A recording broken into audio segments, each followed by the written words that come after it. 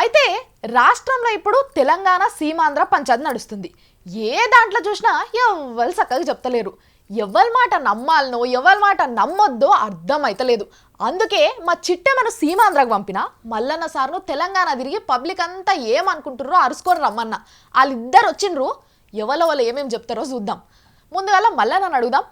అమ్మా అబ్బా ఓ వద్దమ్మా వద్దు, ముందుగా చిట్టమ్మనే అడుగు. అబ్బో ఏం కాళ్ళ నొప్పులు రా నాయనా. ఏమైంది? జర కాళ్ళ నొప్పులు ఉన్నాయి నడిచి నడిచి, అందుకే. సరే చిట్టమ్మ, సీమాంధ్రాలో నువ్వు ఇన్ని రోజులు తిరిగి వచ్చినావు కదా, ఏమంటున్నారు అక్కడ నాయకులు ప్రజలు? ఏం లేదు రాములమ్మ, ఇన్నేళ్ల నుంచి తెలుగు వాళ్ళంతా కలిసే ఉన్నారు కదా, ఇప్పుడు ఇడిపోతే ఎలాగా అంటున్నారు. ఏంది?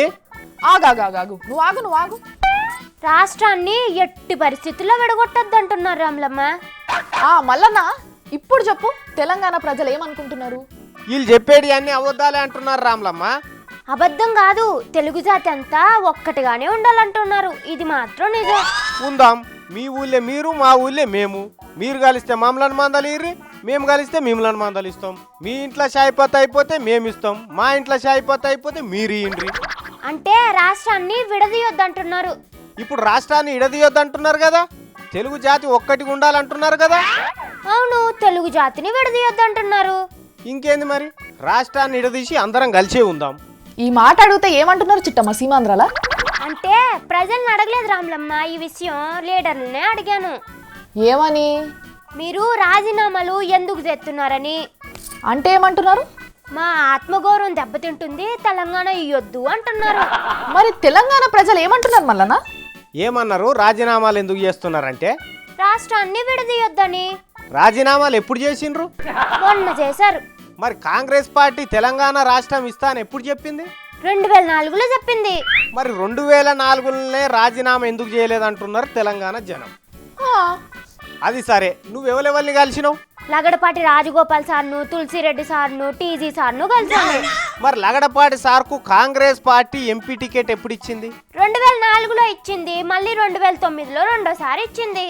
అప్పటికే తెలంగాణ రాష్ట్రం ఇచ్చేద్దామని కాంగ్రెస్ పార్టీ వాళ్ళు అనుకున్నారు కదా. అవును అనుకున్నారు. మరి మీరు తెలంగాణ రాష్ట్రం ఇయ్యొద్దు, అట్లా ఇచ్చేది ఉంటే నాకు ఈ ఎంపీ సీట్ ఏమొద్దని ఎందుకో ఊకోలేదు. అందుకే కదా తులసిరెడ్డి సారు రాజీనామా చేసింది. ఓకే, తులసిరెడ్డి గారు రాజీనామా చేసిండ్రు. తెలంగాణ ఇస్తున్నారన్న విషయం ఆయనకు కూడా తెలుసు. కాంగ్రెస్ పార్టీ తెలంగాణ ప్రజలకు మాట ఇచ్చిందని తెలుసు. అది తెలిసినప్పుడే ఎందుకు రాజీనామా చేయలే? ఇయ్యాలనే తెలంగాణ ఇయ్యంగానే ఎందుకు చేసిండు? అక్కడ సీమాంధ్ర ప్రజలు చేయమని ఒత్తిడి చేస్తున్నారంట మల్లన్న. సరే అన్నరే అనుకో, తెలంగాణ రాష్ట్రం ఇయ్యక ముందుకే సమైక్యాంధ్ర కావాలని రాజీనామా చేయవలసి ఉండే కదా. అవును, ముందే ఎందుకు కొట్లాడలేదు? అప్పుడంటే పదవులు పోవా? అంటే పదవుల కోసం, రాజకీయం కోసం అట్లా చేస్తారా? సరే అది పోనీ గాని, కాంగ్రెస్ వాళ్ళే ఎక్కువగా తెలంగాణ వాదనని వాడుకున్నారంట కదా మల్లన్న. చూడు రాములమ్మ, ఒక్క కాంగ్రెస్ వాళ్ళే కాదు, తెలుగుదేశం వాళ్ళు చేయలేదా?